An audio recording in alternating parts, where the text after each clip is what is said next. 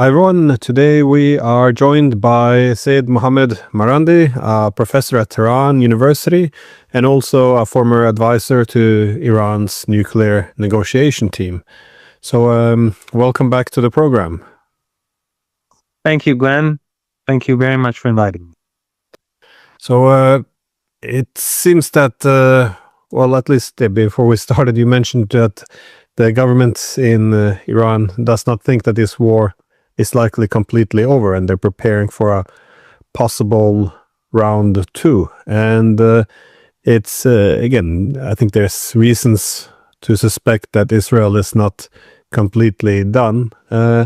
However, in a second round, it's also very likely that Israel could use a proxy, be it the Jolani-led Syria, and some have even suggested the possible deeper involvement of Azerbaijan. And I wanted to start off with this talk about Azerbaijan because it is in the news now. It appears that it's stepping up a bit the hostility, not just towards Russia but also Azerbaijan. So I just wanted to, how serious do you see these accusations? I mean, is Iran worried about Azerbaijan at the moment?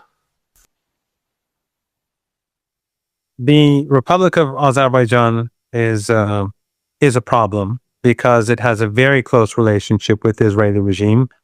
Erdogan in Turkey and Aliyev in Azerbaijan together collaborate a lot with Israelis. We know that oil goes from Baku through Turkey to the Israeli regime, and that there's extensive trade and business between these three countries. The Republic of Azerbaijan receives a lot of weapons from the Israeli regime. Their alliance is very close. And that is, of course, a threat to, from the Iranian perspective, a threat to the region.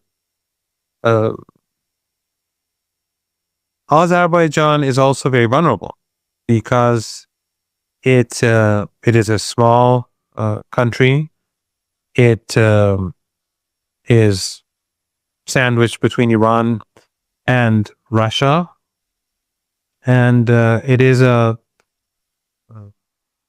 Aliyev is, of course, he's the lifelong leader of the country, and he has a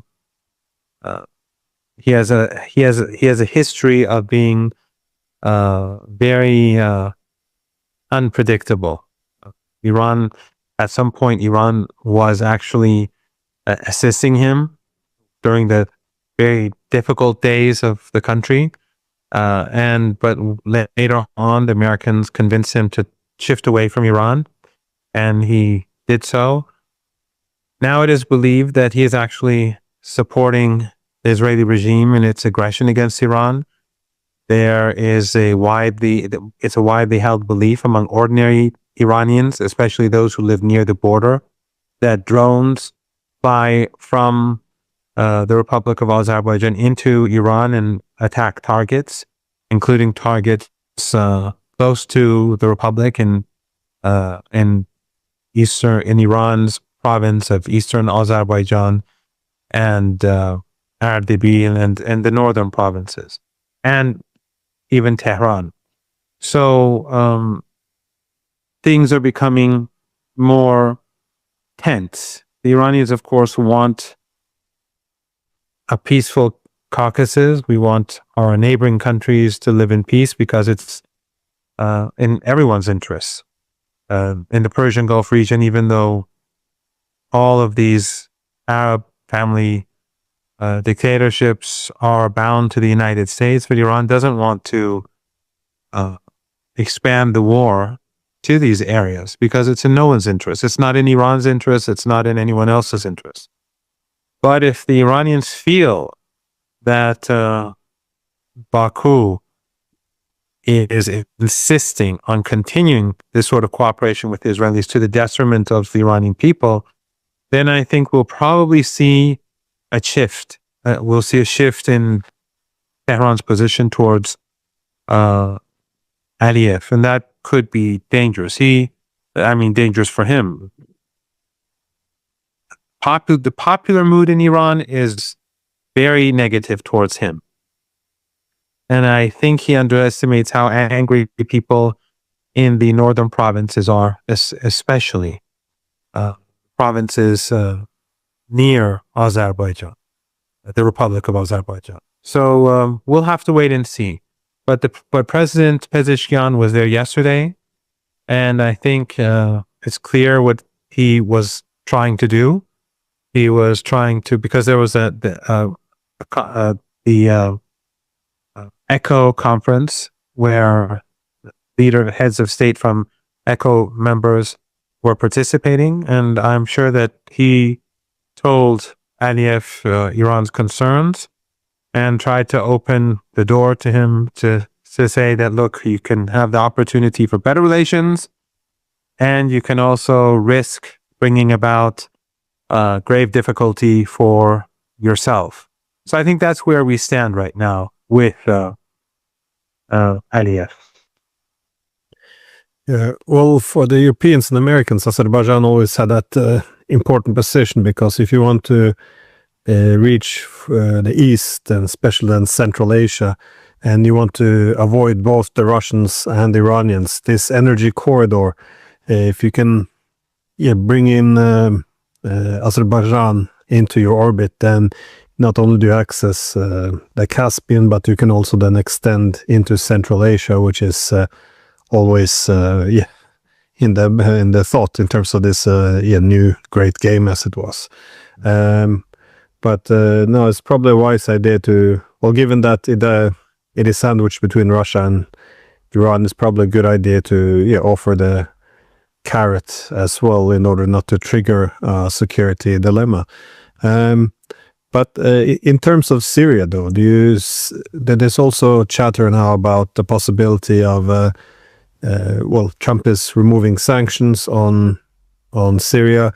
I have some mixed feelings. I think I think it's a good thing that the Syrian people, who usually suffer under sanctions, are relieved of this.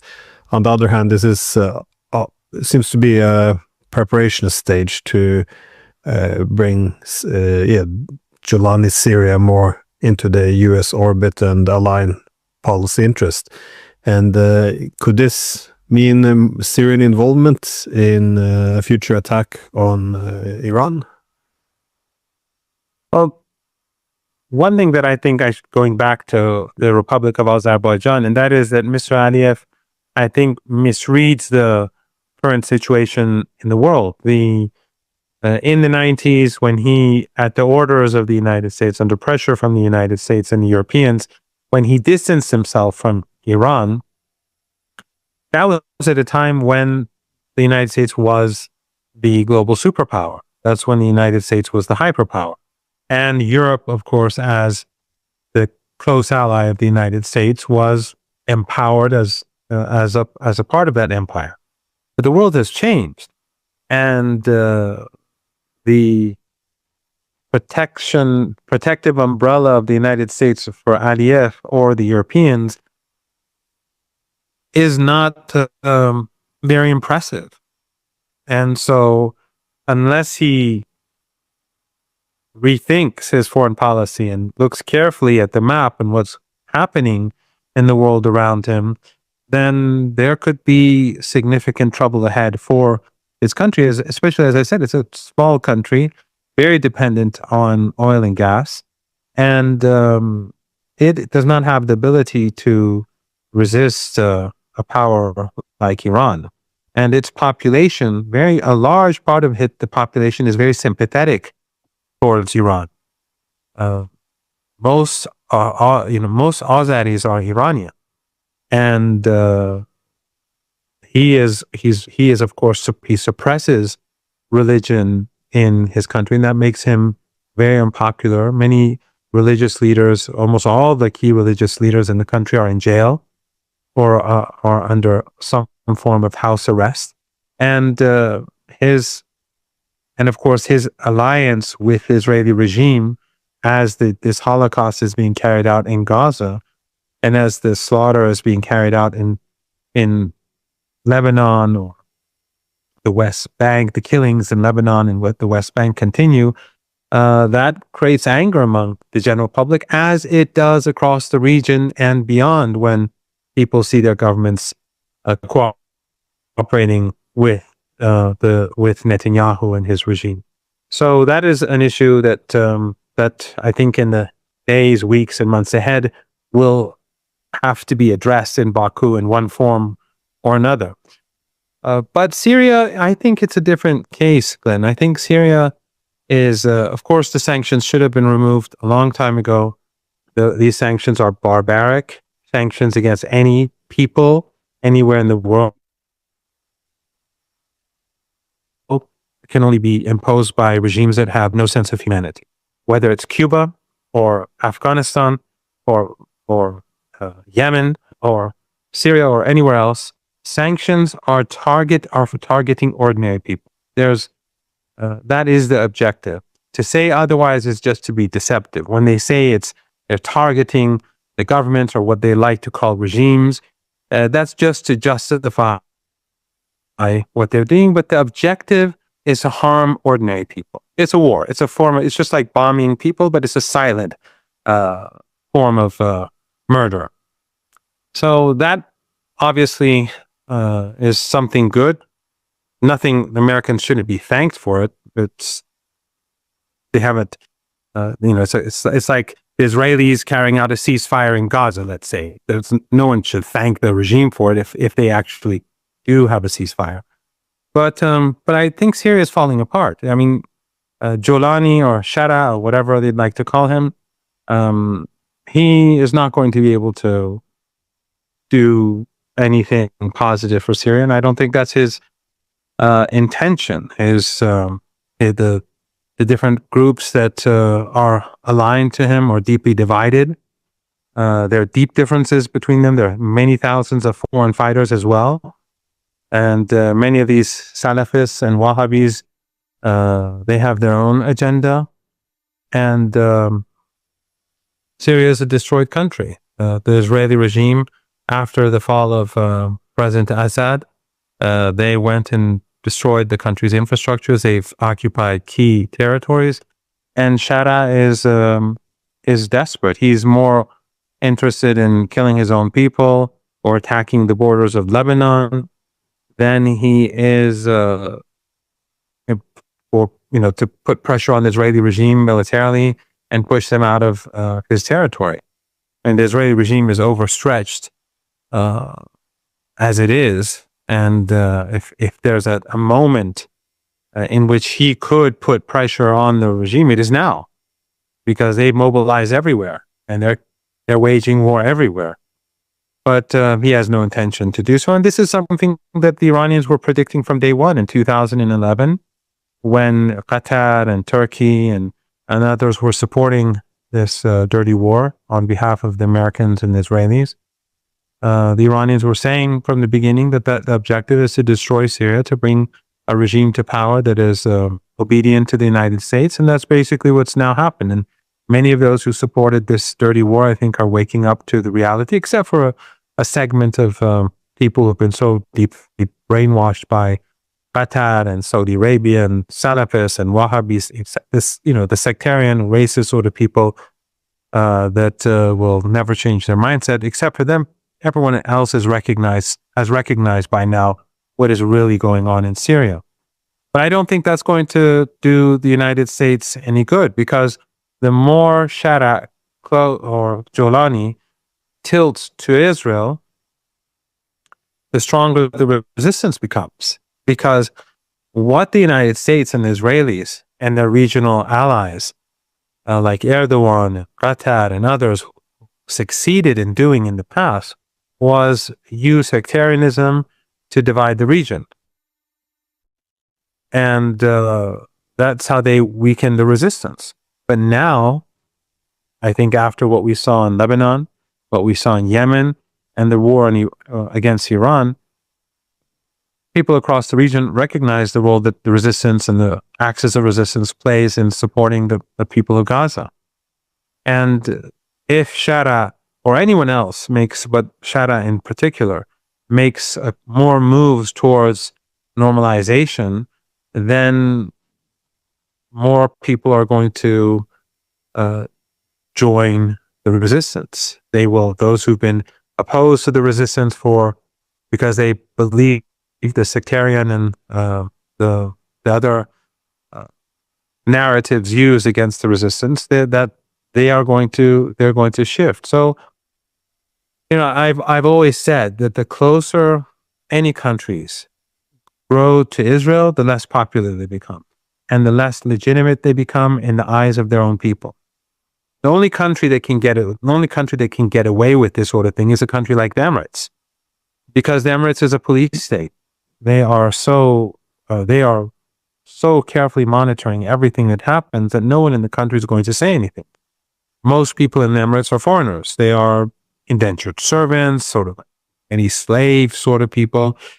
Only a bit over 1 million people in that country actually have Emirati passports. The rest are foreigners. So the control that the state has is immense.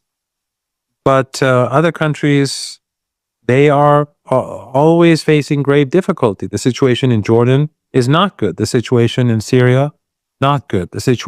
Even in Saudi Arabia, people expect the Saudi government to support the Palestinian people. But if the Saudi government is seen to be tilting away from the Palestinian people, it undermines the authority of the state. So everything right now, under these circumstances where everyone is angry and everyone is outraged and day and night they're watching the scenes, tilting towards the Israeli regime, in a sense, strengthens the axis of resistance. Well, in terms of the, I guess, changing map or alliance systems in the Middle East, how does the war alter the relationship between Russia and Iran? Because the Russians I spoke with, they usually made the point that Iran and Russia has these historical differences, but after the common interests and cooperations in Syria, then they saw an opportunity that this limited partnership could be advanced, build on it to create a much wider strategic partnership, especially important now in the era of the SCO, BRICS, and this Eurasian integration project where Iran will be a key partner of Russia. And I guess in this war, there's been some concerns from Moscow as well. They saw the dishonest negotiations, something they have discovered themselves many times. They saw the use of drones, which have been smuggled into their country. Also happened in Iran. And Iran, they attacked the nuclear reactors. In Russia, they attacked the nuclear deterrent. So there's a lot. They see a lot of similarities.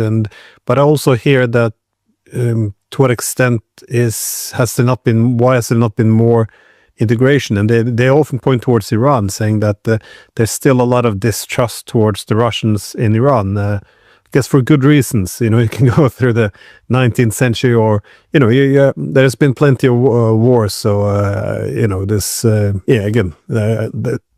this reason for the distrust. But how do you see this partnership functioning in the wider rearrangement of the region?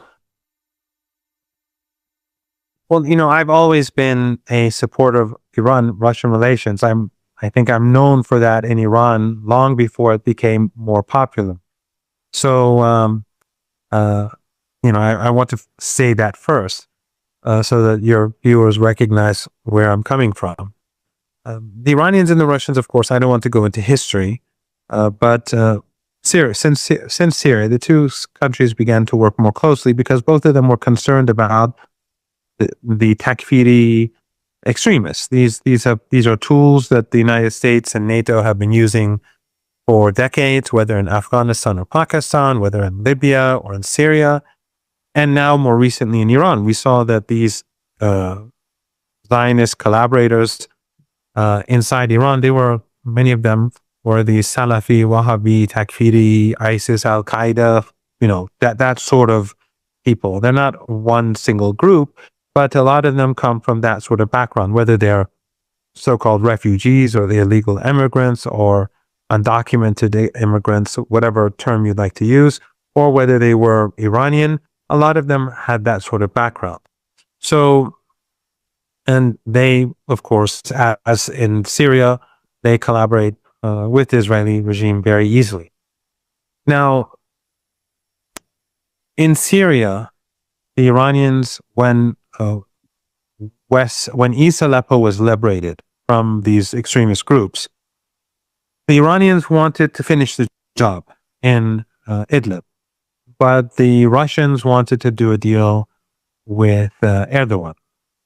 And Iran was against that, but ultimately the Russians got their way, and that was, I think, a decisive factor in bringing about the situation today in Syria.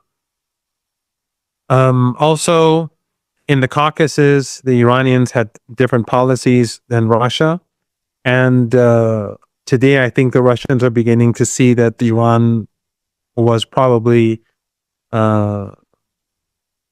they were not wrong. They were probably there, and their understanding of the changes that were taking place in the Caucasus because of the United States and the Europeans. I think the Russians are beginning to show some concern.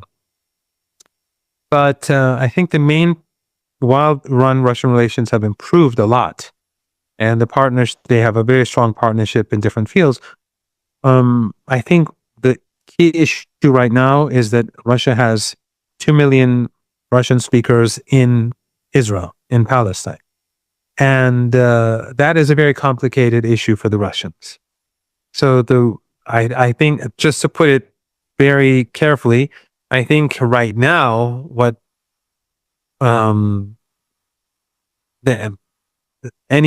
there's a stumbling block in expanding the relationship between Iran and Russia in all areas, is the concern that Russia has about those 2 million people who are in Palestine, and the sort of influence that they have in Russia in one form or another. So I think that it's, if anything, it's not the Iranian side. Iran, of course, you're right, Iranians do have a history with Russia. And also during the past few years, as I said, in Syria and in the Caucasus, the Iranians have not been happy with some of the policies that Russia pursued. And I think that the Iranians feel vindicated that Russia, that their views were probably correct, and the role and how NATO is going to be unrelenting in both Syria and the Caucasus. But I think that probably the only thing that holds, and again, the relationship is very good, but I think the only thing is the issue that exists between Iran and Russia today that could impede further cooperation in some areas would be the fact that Russia has 2 million citizens of its own in Palestine. Now, that doesn't mean that the relation, again, I have to stress this multiple times, the relationship is still very good. And the relationship today cannot be compared to the relationship 3.5 years ago. But I think you have to look at the population in Palestine and the number of Russian speakers that are there to better understand where some of the problems, let's say the problems that do exist, where they stem from. Yeah, no, that's interesting. President Putin actually mentioned, he was asked about the where the soft spot for Israel came in. Then he did mention, well, we do have to take into account the reality of these Russian speakers. So that's an interesting point.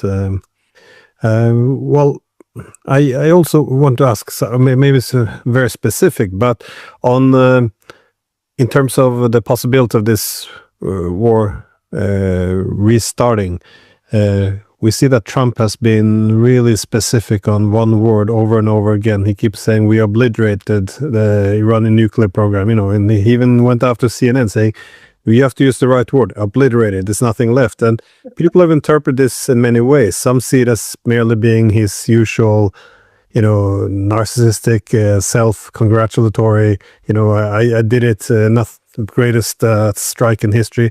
But others have interpreted it as putting an end to the war, because by saying that it's obliterated, there's no Iranian nuclear program, then there's no more reason to fight, and Israel, needs to pull back. And so again, there's different interpretations. I'm still on the fence, to be honest. I guess this is his deliberate tactic as well, to be very ambiguous. And again, I think it's a very disruptive and dangerous policy not policy, but approach.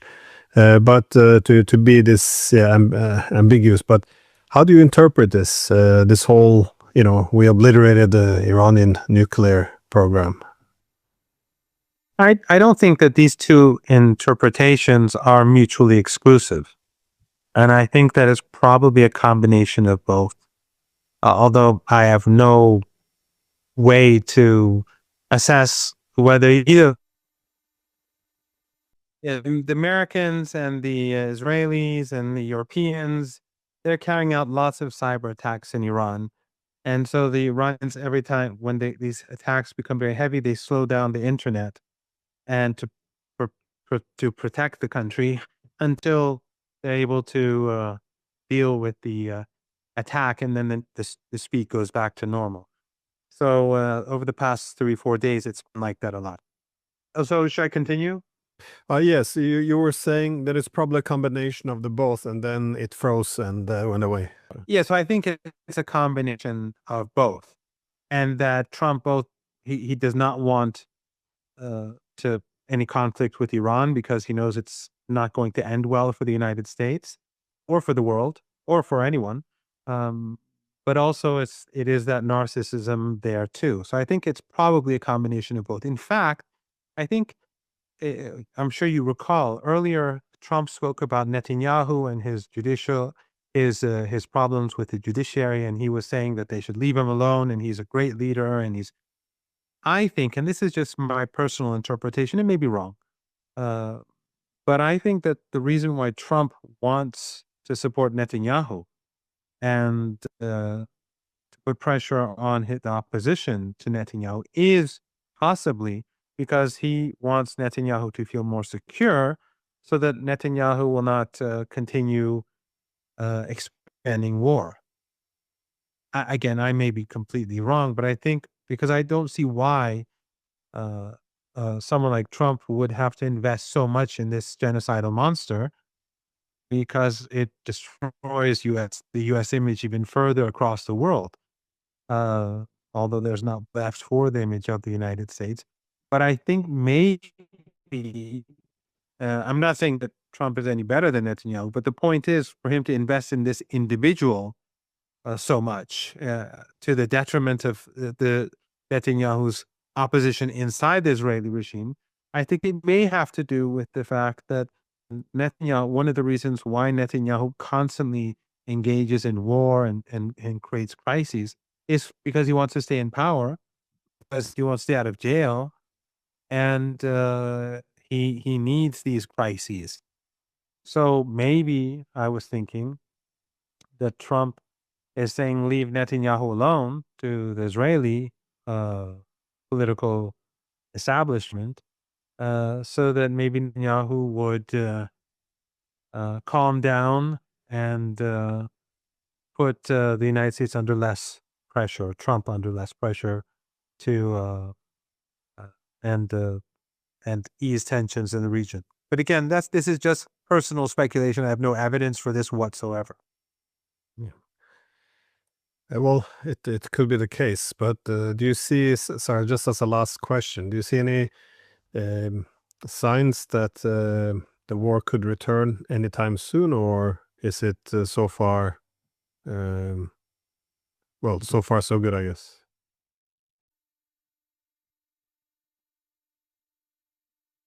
The feeling in Tehran is that the Israeli regime will probably attack again, because the first round didn't go well for the regime.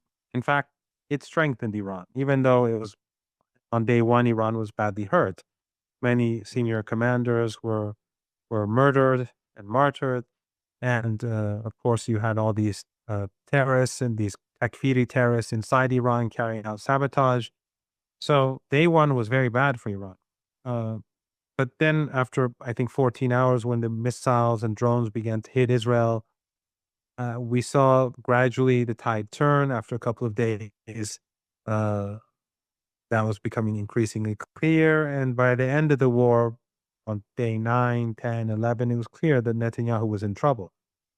So if you look at it from that perspective, one would say that the Israeli regime probably should not attack, because Iran is obviously stronger, and Iran right now is preparing itself for a very, very severe attack on the Israeli regime if they initiate something. But then again, we have to go back to Netanyahu and the fact that Netanyahu needs a crisis. He needs to have the region in turmoil.